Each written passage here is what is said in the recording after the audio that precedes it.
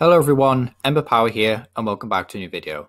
In this one, I'm going to be offering my honest thoughts about the Elestrals TCG. I'd like to preface this video by saying immediately that I'm not sponsored or endorsed in any way by A-Drive, the creator of Elestrals, and I don't back up Elestrals on Kickstarter. This is purely just my honest thoughts on the card game, and this is just what I've been thinking about the last few days. So, the Elestrals TCG, for those of you who don't know what this is, was created by A-Drive, a Pokemon YouTuber. You probably heard of him, has over 1 million subscribers, and he does primarily Pokemon content. So that's kind of like why there is this Pokemon-esque design to the Elestrals card game. However, Elestrals is actually based on Greek mythology, I believe. So that's kind of like what they're going for. So they're going for this like classic mythology style with Pokemon designs. So how you actually play Elestrals, just a brief overview. I won't go into like in-depth rules in this video. But how you play Elestrals is that you have a spirit deck that consists of 20 of these spirits in any combination of stuff like either Lycris, Terrastalus, Viporio, Leviathan, and Zapdos. And you play any number of combination of these, and essentially you use these in order to pay for the rune cost on your Elestral. So for example, if I wanted to play a Drataria, I would need a Terrastalus spirit from our spirit deck and put it into play in order to cast Drataria. So that's kind of like how you play Elestrals, just as an overview. So what are my thoughts on Elestrals? Design-wise, I think this game does benefit from looking a lot like Pokemon, but it's also going to be a bit of a hindrance, because there's going to be people who will look at this card game and think, wow, that looks like Pokemon. I kind of want to play that because it's something familiar, it's something appealing, it's kind of childlike, cutesy, could appeal to a large market.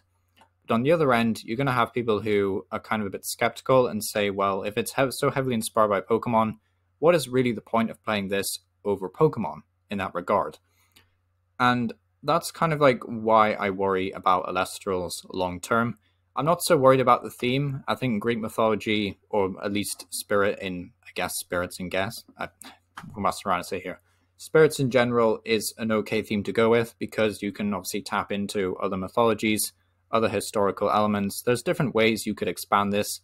That's like not what my concern is. It's kind of like, my main concern is, where does this card game go in like 5-10 years? You know, if he really wants to make this a franchise thing, then, you know, what is the long-term plan here for the Elestrals? Because, you know, there's a lot of the designs here which I do really like. You know, like there is some of them, I look at them and I think, wow, I wish these were like in the Pokemon games. I think they're really cool.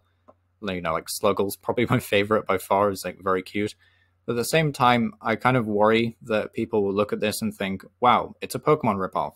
But there will be people who look at it and of course think, yeah, it's kind of like a Pokemon ripoff, I guess, or it's like it's more Pokemon inspired than not. But truthfully, this game, from what I can tell, plays more like Yu-Gi-Oh than it does Pokemon. You know, you've kind of got this special summons, you've got trap cards, you've got stuff like that. So if you know anything about Yu-Gi-Oh, I won't go into like how you actually play Yu-Gi-Oh in comparison, because there is some key differences, but still. So yeah, I'm not sure what to think, honestly. If people are interested, then I would happily go over some deck reviews for these starter decks, because there is currently 5 starter decks part of the Elestrals TCG.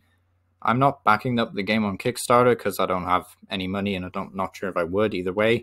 I would probably pick up a deck if there was, you know, if they were going to release it in a local card game store, whatever. But either way, let me know what you think down below. It's been Ember Power. If you want me to cover more on Elestrals TCG, I can do. If it's not something you think I should be covering, then that's fair enough. But either way, do let me know. Hopefully see you next time, and thank you for watching.